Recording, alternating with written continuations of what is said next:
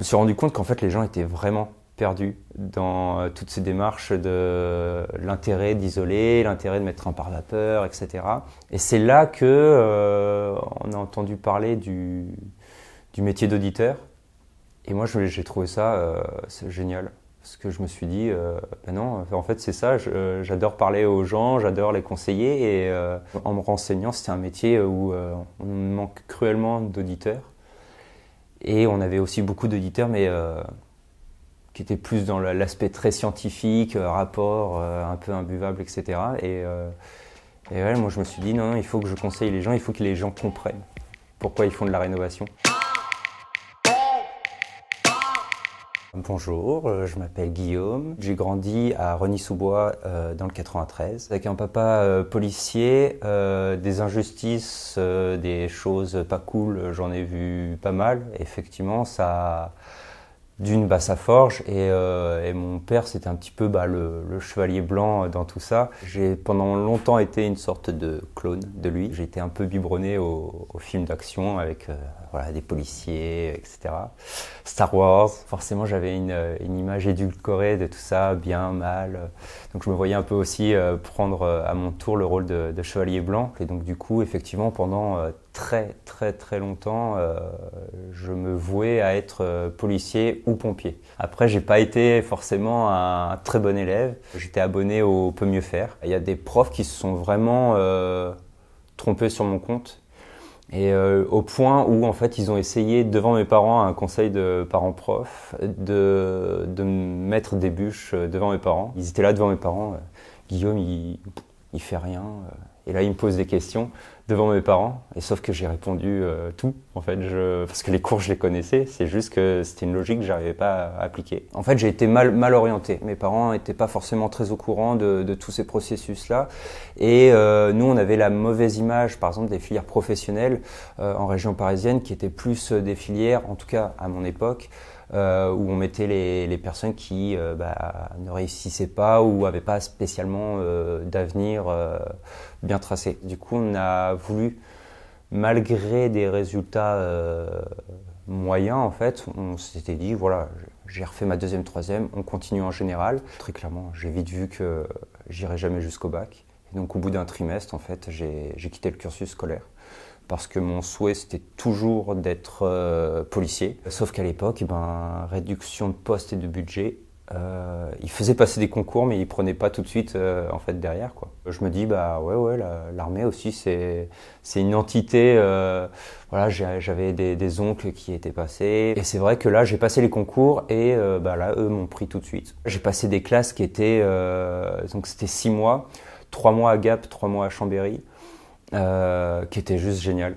Franchement, j'ai vu des paysages, j'ai fait sportivement des choses que je pense que j'aurais peut-être jamais fait si j'étais pas allé à l'armée. Quand je suis arrivé finalement en compagnie, on savait qu'on allait encore passer une petite année à en baver entre guillemets, mais qu'on allait devoir faire nos preuves auprès des anciens. Sauf que, en fin de compte, on n'a pas été bien accueillis. On était dans nos chambres, on n'a pas fait de terrain, on n'est pas parti faire des exercices en extérieur. Et donc à chaque fois que je voulais faire preuve d'initiative et voilà, demander s'il y avait besoin de quelque chose, soit on me répondait que non, ou soit alors c'était repeindre la salle de commandement, c'était bouger un placard d'une pièce A à une pièce B.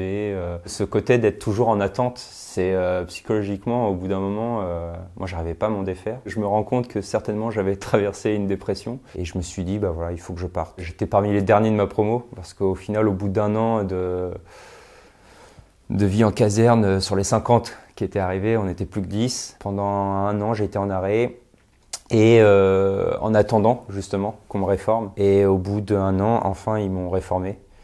Et enfin, j'ai pu trouver un autre emploi. J'ai découvert un nouveau domaine, celui dans lequel je suis actuellement, qui est le bâtiment et aussi l'écologie. C'est mon beau-frère en fait qui était beaucoup dans tout ce qui était permaculture, écologie, etc., qui a entendu parler de l'ASDR, d'une formation de chef d'équipe en performance énergétique du bâtiment et qui m'en a parlé. Et moi, j'y ai vu l'opportunité justement de monter en compétences. Et donc j'ai rejoint l'ASDR en 2019. On a commencé à parler écologie à fond. Ils m'ont pas appris ce qu'était vraiment l'écologie, mais surtout ils m'ont appris les conséquences de tout ce qui n'était pas écologique. C'est vraiment cette vision-là que Laser m'a apporté, c'est on peut faire autrement en fait. On peut faire autrement, on n'est pas obligé. Alors oui, des fois le béton, on n'a pas le choix pour des raisons structurelles, des choses comme ça, mais quand on peut ne pas le faire, autant ne pas le faire en fait. Donc c'était deux semaines de stage, 2 semaines de cours.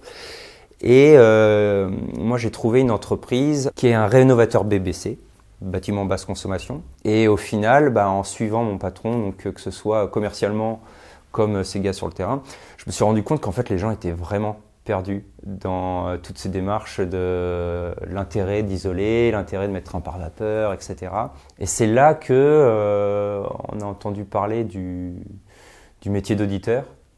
Et moi j'ai trouvé ça génial. Parce que je me suis dit, non, en fait c'est ça, j'adore parler aux gens, j'adore les conseiller et ouais, là ça commençait à mettre la petite puce à l'oreille. En me renseignant, c'était un métier où on manque cruellement d'auditeurs et on avait aussi beaucoup d'auditeurs mais qui étaient plus dans l'aspect très scientifique, rapport un peu imbuvable, etc. Et ouais, moi je me suis dit, non, il faut que je conseille les gens, il faut que les gens comprennent pourquoi ils font de la rénovation. À peine le diplôme en poche, j'ai approché la CAE et SCOP, les chantiers de demain.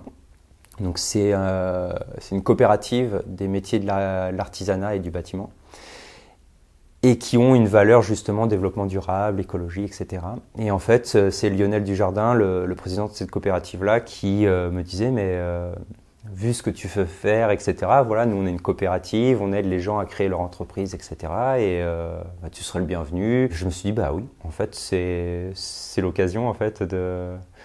Je veux créer un métier en fait, je veux faire des choses et plutôt que d'attendre que j'ai l'aval d'un patron, je me suis dit vas-y, je me lance. En tant qu'auditeur, en fait, je rencontre les gens sur le lieu de leur projet. Donc ça veut dire que c'est une maison qu'ils veulent rénover. Et donc je vais faire un état initial de ce bâtiment-là.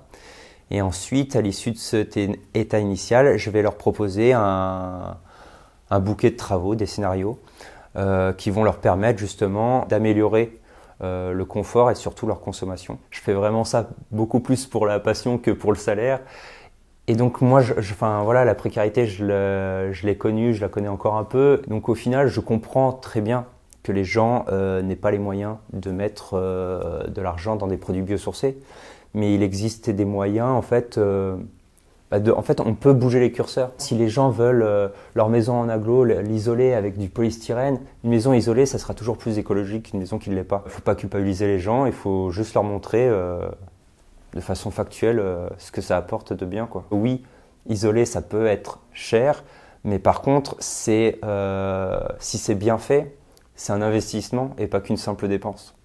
Ce qui fait que après, c'est sur leur facture mensuelle, voire même annuelle, qu'ils vont y retrouver, quoi. Plutôt que de payer 400 € par mois, ils payeront entre 500 et 700 par an. L'important, c'est qu'on fait tous des efforts à notre échelle. Il faut s'adapter et il faut faire avec les moyens qu'on a. La sobriété, c'est pas tous, on arrête de prendre des douches de 10 minutes. Non, c'est si toi, tu prends des douches de 30 minutes, c'est d'essayer de réduire à 15. Et si moi, j'en prends à 15, d'essayer de réduire à 5, en fait. La sobriété, on n'est pas tous égaux face à la sobriété. On fait tout ce qu'on peut, quoi.